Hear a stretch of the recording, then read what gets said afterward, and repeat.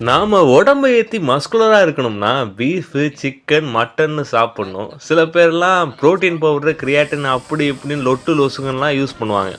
ஆனா அந்த கறி, மீன் சாப்பிடுற சிங்கம், புலிய விட இவங்கள பாருங்களேன். எனக்கு ரொம்ப ஆச்சரியமா போச்சு. என்னடா இவங்க எப்பவுமே புல்ல தான் சாப்பிடுறாய்ங்க. இவங்க என்னடா பார்க்க பயங்கரமா இருக்காய்ங்க அப்படின்னு பார்த்தா, இந்த மாடோட டைஜஸ்ட் சிஸ்டம் தான் இருக்கறதுலயே டாப்பா. தலைவனுக்கு 4 சேம்பர் இருக்கு. இவனுங்க பாட்டுக்கு சாப்பிட்டுக்கிட்டே இருக்காங்களா? இவங்க சாப்பிடுறது இலதலைனாலும் நிறைய சாப்பிடுறாய்ங்க. அப்படி சாப்பிட்ட எல்லாத்தையும் நார் சத்து முதற்கொண்டு எல்லாத்தையும் உறிஞ்சி எடுத்து உடம்ப ஏத்திக்கிறாங்க. ஆனா அப்படியே யானை பக்கம் வந்தோம்னா, யானைக்கு மாடுக்கு இருக்கிற மாதிரி 4 சேம்பர்லாம் இல்ல. ஒரே வயிறு தான் நம்மள மாதிரி. ஆனா பெரிய வயிறு.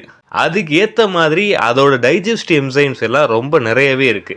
இதோடைய செரிமான பாதை நீளமா இருக்கிறதுனால அதுக்கு ஏத்த மாதிரி டைஜஷனும் நல்லாவே இருக்கிறதா சொல்றாங்க. அதனால தான் இவங்க எல்லாம் ஜெய்ஜாண்டிக்கா இருக்காங்க.